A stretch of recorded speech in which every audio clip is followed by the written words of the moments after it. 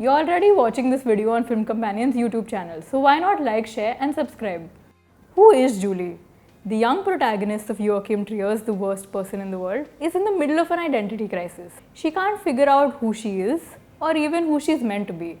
And it's fascinating to watch her launch headfirst into a rapid-fire series of careers and romantic entanglements as she tries to find out. The Norwegian film's opening scene, in which she stands, cigarette in hand, the city of Oslo behind her, establishes her superbly self-assured, restless nature, an attitude she carries with her each time she starts over, as she goes from medical student to psychology student to photographer to writer to bookstore assistant, unable to decide on a profession. The film alternates between gently mocking and worryingly relatable. Who among us is not committed to something and had a momentary pang of regret for all the alternatives we've had to pass up in return? Like Prufrock, the middle-aged man of T.S. Eliot's 1915 poem, who got to the middle of the staircase and couldn't decide whether to continue climbing upwards or retrace his steps. Julie, played by Renata Reinsve, is also paralyzed by indecision, a whole century later. I don't know what, I just want to do more, she tells her partner when he asks her what she is waiting for. The Worst Person in the World taps into this familiar, unrestrained ambition of youth with a wistfulness and an ache. At times, it even adopts Julie's restless spirit, switching genres and even mediums with ease, distilling her life to 12 distinct chapters as carefully as her friends curate their feeds online. The film is the final installment of Trier's loosely connected Oslo trilogy, and yet another exploration of what it means to be young and hopeful about the future and its possibilities, only for reality and the weight of adult responsibility to deliver a crushing blow to one's naive dreams. These are timeless themes also explored in the director's previous works Reprise and Oslo August 31st.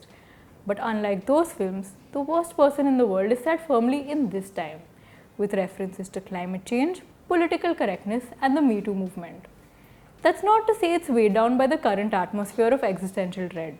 In one of its cheekiest scenes, the narrator notes that Julie's ancestors died before they reached the age of 30, the implication being that the pressure to be somebody these days stems from how people live long enough to notice if you don't. While Reprise jumped forwards in time to highlight all of the what-if possibilities open to its protagonists, and the undercurrent of sadness in Oslo August 31st was reflective of all the time that had slipped through its lead's fingers, The Worst Person in the World offers a corrective. In one scene, time itself pauses around Julie as she flits across the city, from Axel, the man she loves, to Ivan, the man she can't stop thinking about. The sequence is meant to be romantic, in the way it depicts how the rest of the world ceases to matter for two people in love. But it's really the ultimate fantasy in a world overwhelmed by the element of choice.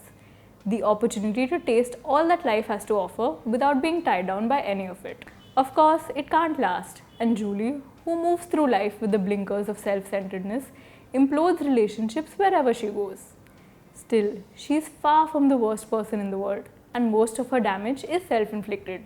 Indecision is a decision too, after all, and the irreversibility of the choices you don't make can haunt you just as much as the ones you do.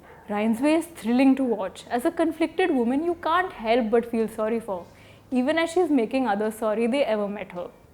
However, it's Anders Danielsen Lee, who plays Axel, who gives the film its soulful core. Axel is an artist who spent most of his life engaged in childish pursuits, and yet he upends expectations by being the voice of steady maturity towards the end.